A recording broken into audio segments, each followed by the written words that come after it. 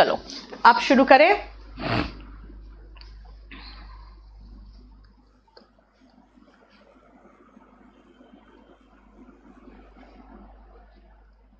हाँ जेपी में देख लेती हूं। नेक्स्ट सुनो, अ ब्रिज वॉज बिल्ट, बेटा ओवर द रिवर भी हो सकता था और अक्रॉस भी हो सकता था। क्यों? देखो ये रिवर है और रिवर के ऊपर से ऐसे ब्रिज जाएगा तो ओवर द रिवर हो गया। लेकिन मान लो मैंने जो सेकेंड सेंटेंस में कहा है जॉइनिंग द टू विलेजेस, इस विलेज को इस विलेज से ज्वाइन करने के लिए रिवर बनेगा। तो सोचो ये रिवर है, यहां विलेज है, यहां विलेज है, इन दोनों को ज्वाइन करने के लिए बनेगा, तब तो ज्यादा अच्छा वर्ड अक्रॉस होगा ना, है ना, इस पार से उस पार पहुंचाने के लिए अक्रॉस। अब ये टनल क्या है? टनल का मतलब हो गया सुरंग। इस सुरंग से होकर अगर कोई ट्रेन गुजर रही है तो थ्रू ज्यादा अच्छा वर्ड होगा, है ना। अब वही तो सेम चीज है कि डेंस फॉरेस्ट, ऐसा नहीं लग रहा है जैसे एकदम फॉरेस्ट, घना फॉरेस्ट है और फॉरेस्ट के अंदर से होके वो लड़का गुजर रहा है, तो he ran through the forest, चलेगा। डेंस मतलब घना। To his village that was situated, कहां भाई? यानी कि इस पार से उस पार जा रहा है। क्यों? क्योंकि that was situated across the forest हो सकता है ना, नियर द फॉरेस्ट हो सकता था, के बगल में, तो बिसाइड द फॉरेस्ट हो सकता था, है ना।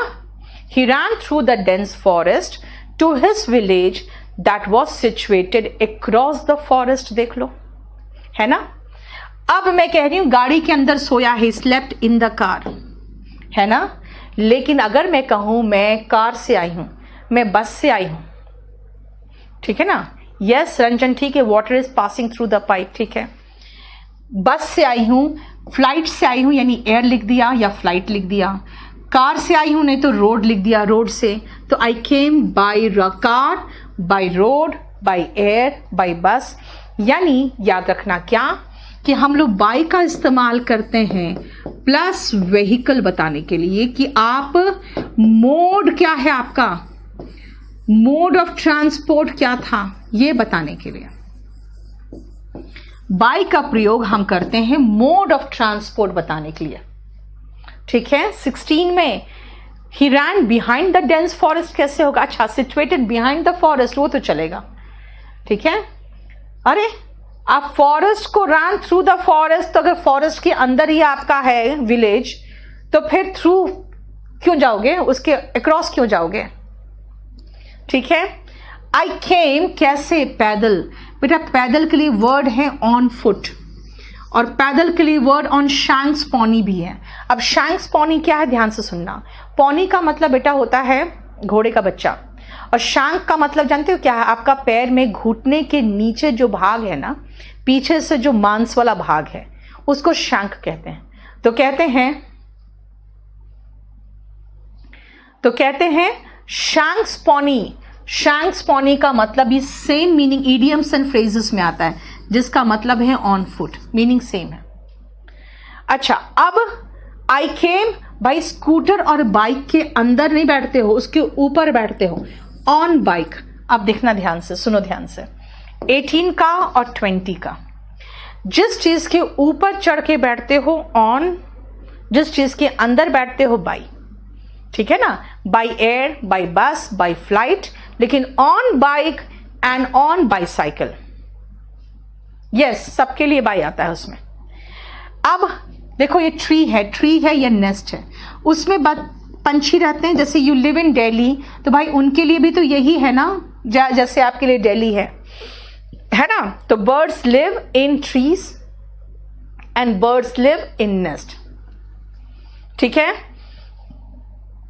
और यमुना के तट पर दिल्ली है, on the bank of Yamuna. देखो अब पूछो अलोंग कार क्या होता है जैता? ये तो बिल्कुल रॉन्ग वर्ड है। आई केम बाई कार होता है, बर्ड्स लिव ऑन ट्रीज थोड़ी होता है बेटा। अब ये थोड़ी कि ट्री ऐसा है और ट्री के ऊपर चढ़ के बैठेगा, ऐसा थोड़ी है ना। लिव इन ट्रीज होगा। पॉनीटेल तो जो आप चोटी बनाते हो ना पीछे ऐसे खाली, वो पॉनीटेल कहलाता है। क्यों पता है ना, समझ में आया अब क्यों? क्योंकि वो छोटा सा जो घोड़े का बच्चा होता है ना, उसका भी टेल वैसे ही रहता है जैसे आप अपने सर पे बना लेते हैं। ऑन टू नहीं लिख सकते 20 में। आई केम ऑन टू बाय क्यों होगा बेटा? अब ऊपर थोड़ी जंप मार के छत से उसमें बैठे हो। वे डू कहोगे हेमंत, वे डू, ठीक है ना। अच्छा एक नहीं है, बहुत सारे होंगे, तब वे डू बर्ड्स लिव कहोगे, birds live in nests. Number 16 number, मैंने ये कहा बेटा इससे समझो, इसको ध्यान से, इसको ऐसे समझना। ये लड़का यहां खड़ा है, इसका घर यानी कि इसका जो विलेज है वो इधर है, और वो ये घना सा जंगल है जिससे थ्रू गुजरेगा वो। इस घना दिखाते हुए डेंस फॉरेस्ट लिखा है मैंने कहा he ran through the forest to reach his village that was कहां पे? अक्रॉस द जंगल। ये अक्रॉस द फॉरेस्ट यानी उस पार। That was near the forest भी चलता, that was beside the forest भी चलता है ना, ठीक है। और 15 द ट्रेन पास्ट, आपको महसूस नहीं हो रहा है? ऐसे ही तो टनल होता है, ऐसे ही घना जंगल होता है, उसके इधर से पार उधर निकलना तो थ्रू। चलो नेक्स्ट करो। ही रैन इनटू द रूम चलेगा। प्रीति क्या डाउट है?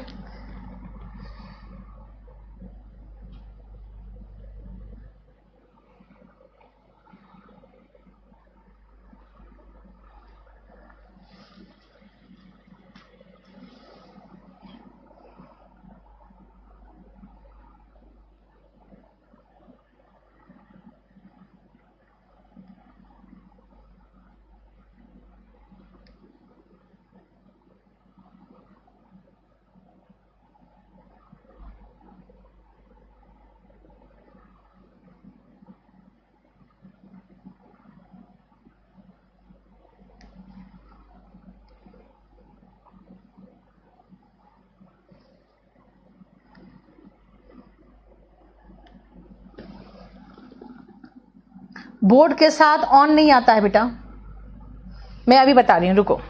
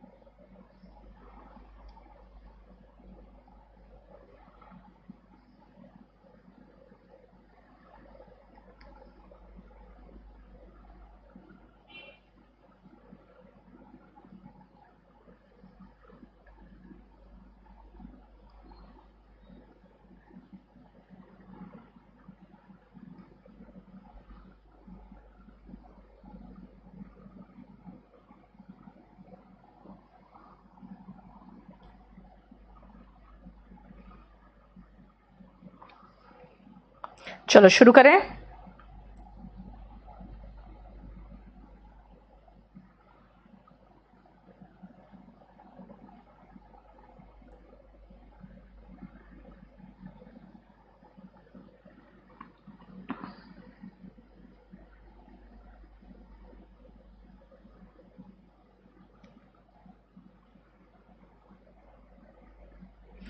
चलो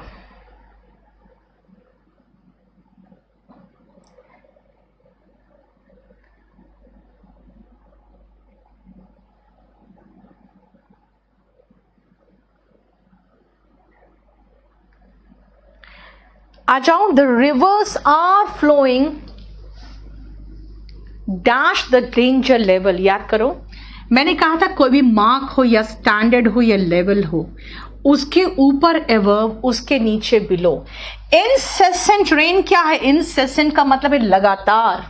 अगर लगातार बारिश होगा तो इसके ऊपर बहेगा ना, तो अबव द डेंजर लेवल होगा ना। और the snake is hiding dash the brick, आपको महसूस नहीं हो रहा जैसे ऐसे ब्रिक रखा हुआ है और इसके नीचे घुस के वो छिपेगा सांप, इसके नीचे घुस के छिपा होगा, यानी कि किसी चीज के नीचे दबा हुआ सा महसूस हो रहा है ना, तो बीनीथ या अंडरनीथ होता है। अब 25 और 26 समझने के लिए एक नया कंसेप्ट पहले समझना। बेटा मैं जानती हूं the train is coming on platform number 8, और जानते हो इंग्लिश में क्या मतलब इसका विपुल? इसका मतलब है प्लेटफॉर्म के ऊपर चढ़ गई ट्रेन। ठीक है ना, क्लियर? सुधांशु हम लोग कर रहे हैं प्रपोजिशन। अब 25 और 26 ध्यान से देखना। ये इंडिया है अगर, और इंडिया के अंदर ही साउथ में है, तो in the south of India होगा। लेकिन इंडिया के बाहर है और साउथ में है, तो to the south of India होगा। आप देखो इंदिरा पॉइंट इंडिया के अंदर ही है, साउथ में, तो in the south of India है। अगर मैं इसी को नॉर्थ कश्मीर कहूंगी तो in the north of India, और अगर मैं चाइना कहूंगी तो to the north of India. समझ में आया? और श्रीलंका साउथ के तरफ है भाई, to the south of India. समझ में आया कंसेप्ट? नहीं, ऑन बस ऑन ट्रेन नहीं होता है विकास, बाय बस बाय ट्रेन होता है। यस, इंसेसेंट का मतलब है लगातार, बिना रुके, दैट इज एंडलेस। ठीक है। Don't lean against the wall, मैंने कहा था ना टेक लगाकर, उस लड़के का फोटो नहीं था अलमारी के टेक लगाकर, तो don't lean against the wall. ठीक है, क्लियर? बिहाइंड द ब्रिक चलेगा, 24 में भी चलेगा। The train is at platform number 8, on platform number 8 बोल दो कि लगेगा प्लेटफॉर्म के ऊपर चढ़ गई है वो। ठीक है। आई एम कहां हो? एट होम, घर पे हूं। लेकिन ऑफिस, इन माई ऑफिस। बेटा ये फिक्स्ड है, छोटी चीजें हैं लेकिन याद रखना। मैं घर पर हूं, आई एम एट होम। मैं ऑफिस में हूं, I am in my office. He climbed क्या? अप द ट्री, और पेड़ से नीचे उतरेगा ना तो he climbed down the tree, दोनों चलेगा। Climb up and climb down दोनों चलेगा। ठीक है।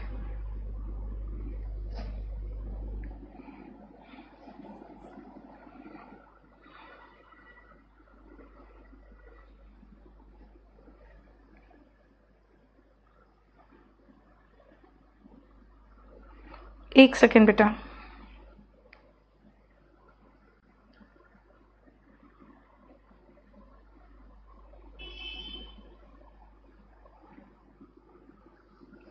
नेक्स्ट आओ।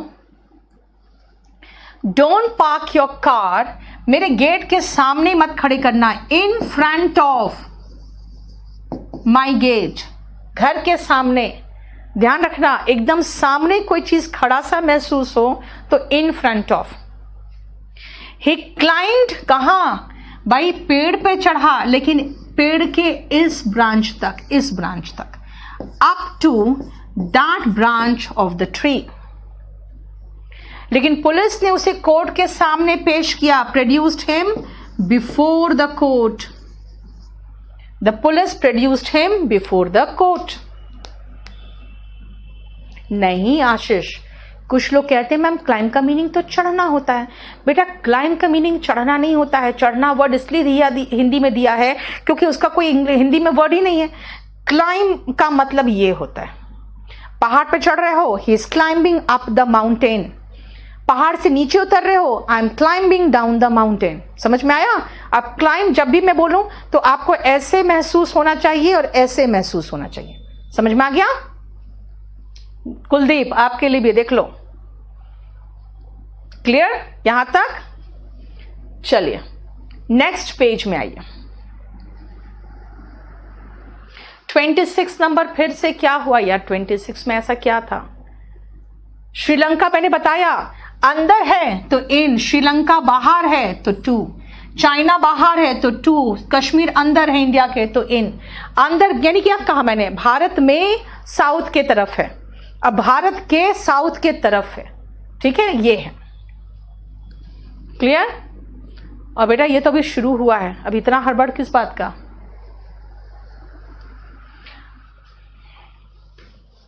नहीं, इन फ्रंट ऑफ नहीं आएगा उसमें। रुक जाओ, ध्यान से 1 मिनट सुनो, ध्यान से देखना। मैं आपको एक और इंपॉर्टेंट कॉन्सेप्ट बता दूं। बेटा जब भी आप किसी चीज को सामने देखते हो ना, तो इन फ्रंट ऑफ यानी कि एकदम एज इट इज आपको सामने खड़ा महसूस हो रहा है। लेकिन कोर्ट में जाके जज के सामने खड़ा नहीं होना पड़ता है, बस पेश हो गए ना, ठीक है ना। इसका मतलब आजकल कैसे पेश हो रहे हैं लोग आजकल तो ऑनलाइन पेश हो रहे हैं, जाके सामने थोड़ी खड़े हो रहे हैं। इसका मतलब है कि खाली समक्ष की बात करोगे तो बिफोर आएगा। ध्यान रखना, इन फ्रंट ऑफ आपको के सामने महसूस होना चाहिए, जैसे आईने के सामने इन फ्रंट ऑफ, कोर्ट के सामने, सरकार के समक्ष हमने ये मुद्दा पेश किया, तो यहां पर जो बिफोर होता है ना, समक्ष होता है। यानी एकदम जाके सामने खड़े होने की बात नहीं है। आप तो दरवाजे पास भी खड़े हो गए, कोर्ट ने देख लिया आपको, यानी जज ने देख लिया, हो गई आपका अटेंडेंस लग गया, है ना। मिली अभी तो कुछ नहीं है, फिक्स प्रपोजिशन आने वाला है। अभी तो ये सब बहुत इतनी छोटी चीजें हैं कि ये स्पोकन में भी पढ़ाती हूं मैं। ये सब तो स्पोकन के पोर्शंस हैं, ये तो बिल्कुल बेसिक चीजें हैं।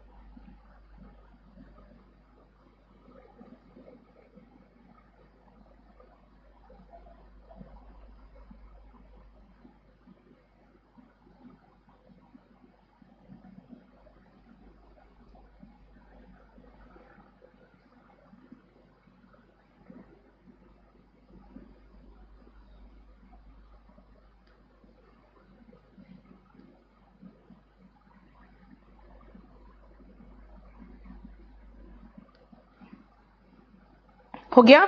चलो देखो ध्यान से अब। द प्रोटेस्टर्स असेंबल्ड, असेंबल मतलब होता है इकट्ठा होना।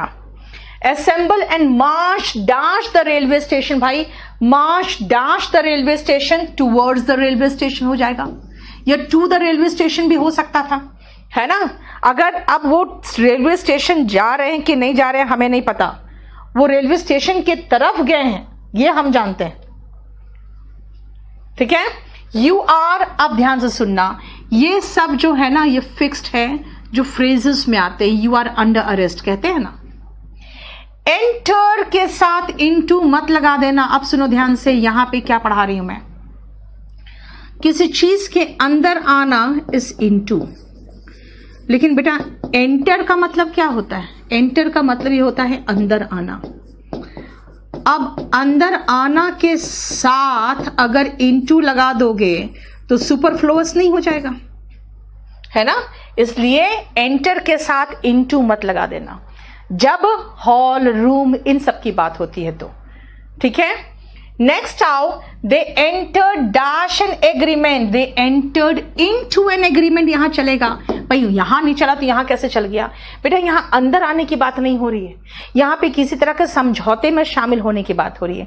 किसी तरह का एक साझा सरकार जैसा कोई अलायंस बन रहा है, साझा उनका एक बन रहा है गुट, उसमें जाने की बात हो रही है। यानी यहां पे agreement, pact, alliance, MOU, memorandum of understanding कहते हैं। आर्ग्यूमेंट इनके साथ इनटू चलेगा, ठीक है। एंटर के साथ इनटू चलता है, देख लिया, क्लियर।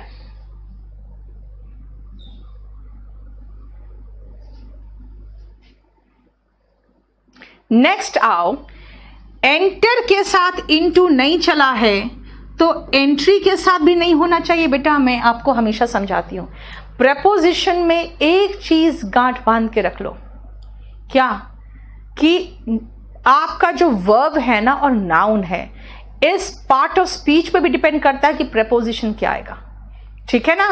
पार्ट ऑफ स्पीच पे भी डिपेंड करता है, इसीलिए एंट्री क्योंकि नाउन है इसलिए इनके साथ इनटू लगा दोगे तो कोई प्रॉब्लम नहीं है।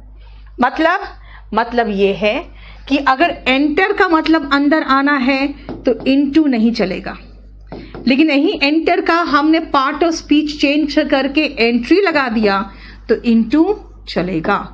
ये ध्यान रखना पड़ेगा आपको। Enter, yes, enter means come into.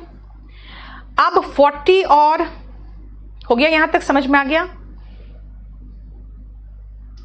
अब ये जो 40 और 41 है, 40 और 41 है, ये यहां पे से मैं हटाऊंगी, अगला शीट में मैं यहां से हटा दूंगी। उसका रीजन मैं बताती हूं क्यों, क्योंकि ये फ्रेजल वर्ब का क्वेश्चन, ठीक है। ये यहां से हटेगा क्योंकि फ्रेजल वर्ब का क्वेश्चन है। और फ्रेजल वर्ब क्या होता है ये जान लो अच्छी तरह से। फ्रेजल वर्ब का मतलब है जब वर्ब किसी के साथ मिलके मीनिंग चेंज हो जा रहा है, ठीक है ना। मतलब जान लेना क्या होता है। गो का मतलब जाना, लेकिन गो के साथ प्रेपोजिशन थ्रू लगाना तो बोलोगे थ्रू का मतलब मैम हमने तो पढ़ा है किसी चीज से होके गुजरना, लेकिन गो थ्रू का मतलब कुछ नहीं है। गो थ्रू का मतलब ना थ्रू है ना गो है, इसका मतलब है टू रीड केयरफुली। यानी इसको शादी के बाद की आपकी हालत होती है, ना आप वो रहते हो ना आपकी वाइफ वो रहती है, दोनों मिलके बिल्कुल डिफरेंट हो जाते हो, है ना। तो वही बात, वही चीज इसमें। कल क्लास कितने बजे है? कल क्लास बेटा आप लोगों का टेस्ट पेपर डिस्कशन 7 बजे, ठीक है। उसी की तरह सी का मतलब देखना, लेकिन सी थ्रू का मतलब होता है भांप जाना या समझ जाना। सी थ्रू का मतलब होता है भांप जाना या समझ जाना। सी थ्रू का मतलब टू अंडरस्टैंड। इसको मैं यहां से हटा दूंगी क्योंकि इस समय तक जानते हो क्या था, नहीं करने की जरूरत है विजय आपको, इसको note down. The reason is, ये मैं आपको यहां से इसलिए हटाऊंगी क्योंकि अभी तक हम प्रेपोजिशन के साथ ही फ्रेजल वर्ब पढ़ाते थे, लेकिन जब आपका ये पीपीटी बनना शुरू हुआ तो मुझे महसूस हो रहा है कि मैं प्रेपोजिशन में आपको 4 भाग दूंगी। एक तो ये बेसिक कंसेप्ट ऑफ प्रेपोजिशन हो गया, दूसरा आपको फिक्स प्रेपोजिशन दूंगी, ठीक है, तीसरा आपको फ्रेजल वर्ब अलग कर दूंगी, और चौथा आपको इडियम्स एंड फ्रेजेस में प्रेपोजिशन अलग कर दूंगी। चारों अलग अलग हो जाएगा। 39 मैंने कहा बेटा एंट्री हो गया। एंट्री का मतलब नाउन फॉर्म है, इसके साथ इनटू आएगा। अब बोलोगे मैम क्यों आएगा, तो मैं नहीं बता सकती हूं, कैसे बताऊं आपको। द रीजन इज, मैंने कहा एंटर के साथ इनटू इसलिए नहीं आएगा क्योंकि एंटर का मतलब ही अंदर आना हुआ, तो कहोगे एंट्री का मतलब ही तो वही हुआ। बेटा एंट्री का मतलब प्रवेश होता है, ठीक है ना, clear. What is the time, अब ये भी फिक्स प्रेपोजिशन वाला केस है। बाय योर वॉच, ठीक है। बर्ड्स लिव, अब देखो ये सारा फ्रेजल वर्ब वाला है भाई, इसीलिए मैं कहूंगी इसको भी छोड़ दो आप। ये फिक्स प्रेपोजिशन है, उसके बाद 40, 41, 43, 44 ये सारा फ्रेजल वर्ब वाले हैं, ठीक है। और ये जो है ना ये प्रेपोजिशनल फ्रेज वाला है, इसीलिए इतना भी आप छोड़ के चलो क्योंकि इसको मैं अलग से देने वाली हूं और इसको अलग से उसका एक्सप्लेनेशन रहेगा। एंट्री इज नाउन बेटा, हाँ एंट्री नाउन है, एंटर वर्ब है, ठीक है, इसको अलग करके चलो। 43, 44 मैं छोड़ के चल रही हूं, चलो आगे चलो।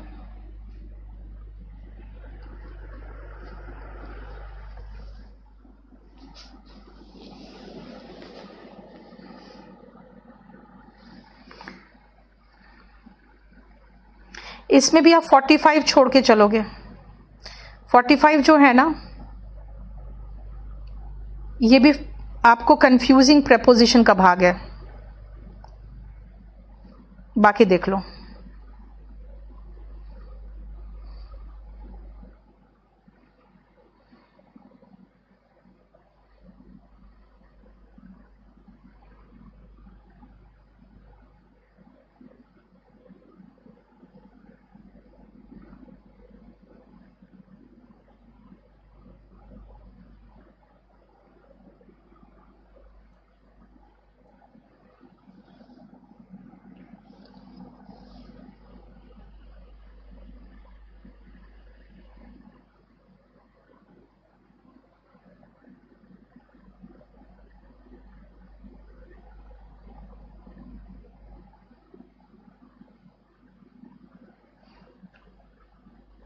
चलो शुरू करें।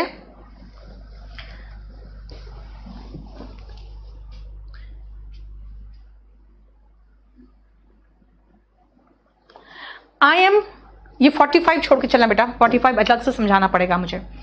अब सुनो, शी इज बेटर। सबसे पहले जब दो के बीच में कंपैरिजन होता है तो हम एडजेक्टिव में पढ़ चुके हैं दैन आता है, लेकिन अगर आई ओ आर में एडजेक्टिव खत्म होता है तो हम पढ़ चुके हैं टू आता है ना। लेकिन अगर दो अलग अलग एडजेक्टिव्स लगाने हैं तो भाई सीनियर के साथ टू आता है और बेटर के साथ दैन आता है, आपको दोनों लगाना पड़ेगा। मतलब अगर हमें दो प्रेपोजिशन की जरूरत मिले, अभी रुक जा बेटा, ऐड का मतलब पढ़ाया ही नहीं मैंने आपको। अगर हमें दो प्रेपोजिशन की जरूरत पड़े तो आपको दोनों प्रेपोजिशन लगाना पड़ेगा, हम एक प्रेपोजिशन से काम नहीं चला सकते, ठीक है ना, ये ध्यान रखना है आपको। 50 पैसेंजर्स वर ऑन बोर्ड। बेटा ऑन बोर्ड एक वर्ड है जिसका मतलब होता है सवार, और एवर बोर्ड एक मतलब होता है जिसका मतलब होता है ऑनेस्ट। ये दोनों भी आपको मीनिंग में देखना पड़ेगा, 49 और 50 भी, ठीक है। एवर बोर्ड मतलब ऑनेस्ट एंड ऑन बोर्ड का मतलब उस पर सवार।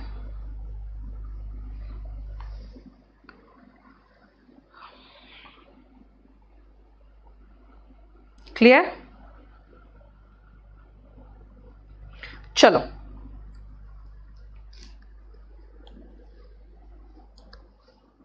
ये आपका, ये छोड़ दो भी, ये होम वाला जो है बहुत कंफ्यूजिंग पोर्शन है जो मैं पढ़ाऊंगी आपको, अच्छे से पढ़ाऊंगी। अब आओ प्रेपोजिशन विथ प्लेस, आ जाओ, पहले इसको देखो।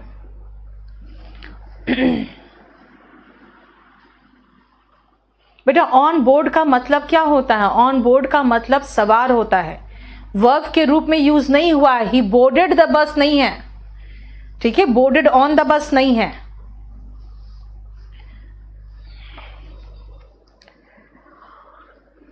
सी इन दिल्ली, इफ आई से कहां रहते हो, आई लिव इन दिल्ली,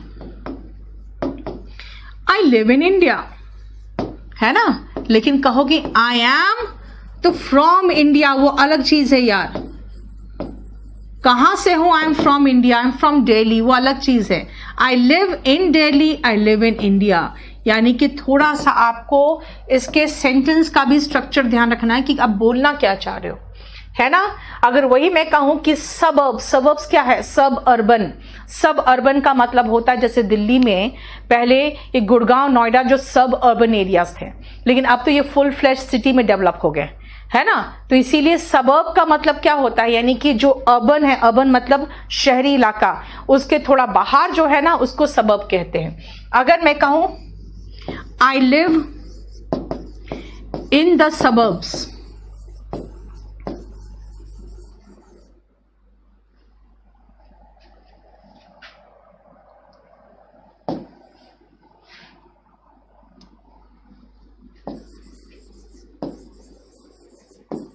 ठीक है। Then in the desert,